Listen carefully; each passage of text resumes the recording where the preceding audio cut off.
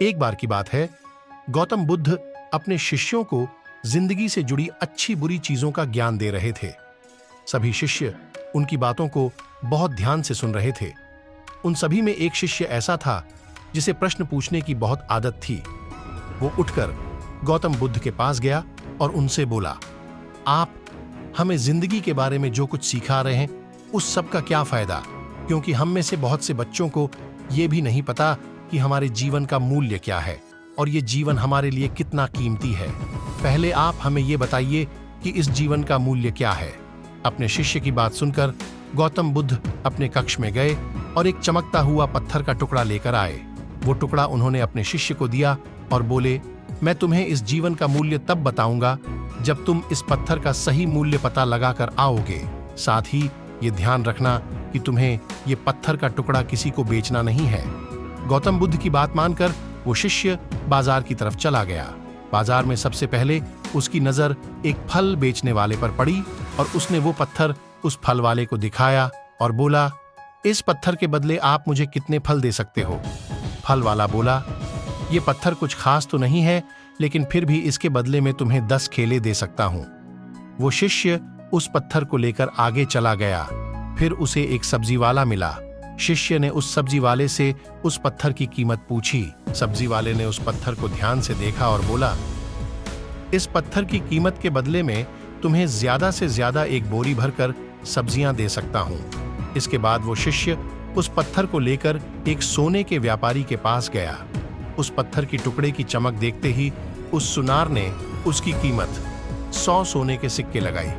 शिष्य ने वो टुकड़ा बेचने से मना किया तो वो सुनार उसके बदले 200 सोने के सिक्के देने को भी राजी हो गया, लेकिन शिष्य ने वो पत्थर नहीं बेचा।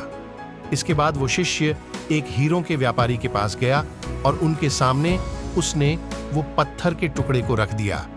उस पत्थर को देखते ही हीरों के व्यापारी ने एक साफ कपड़ा बिछाया, उस पत्थर को उसके ऊपर रखा, फिर उसकी परिक्रमा की और हाथ जोड़कर उस पत्थर को कपड़े में लपेटते हुए वो बोला, तुम जिसे मामूली पत्थर समझकर उसकी कीमत पूछ रहे हो, असल में ये एक बेशकीमती रूबी है। ऐसा रूबी हर किसी को नहीं मिलता। मैं अगर अपना सब कुछ बेच भी दूं तो भी इसकी कीमत नहीं चुका सकता। उस व्यापारी की बातें सुनकर वो शिष्य हैरान हो गया। वो दौड़ा दौड़ा सीधा बुद्ध के पास आया और उन्हें उसने जो कुछ भी बाजार में हुआ वो सब बताया।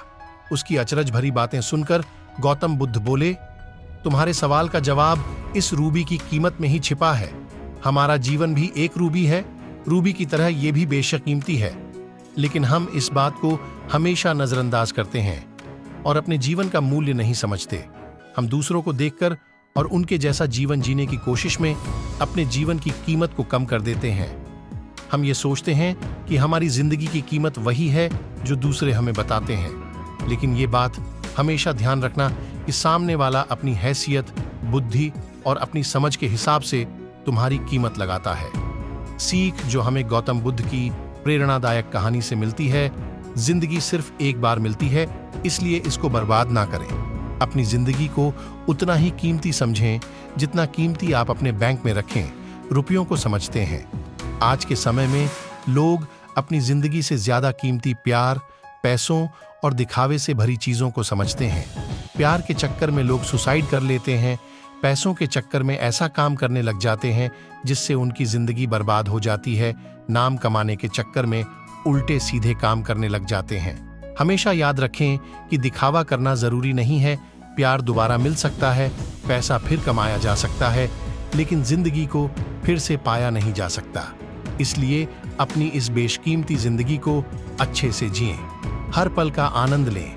कभी ये ना सोचें कि आप इस दुनिया में किसी काम के नहीं हैं, ना कभी ये सोचें कि आपकी जिंदगी व्यर्थ है।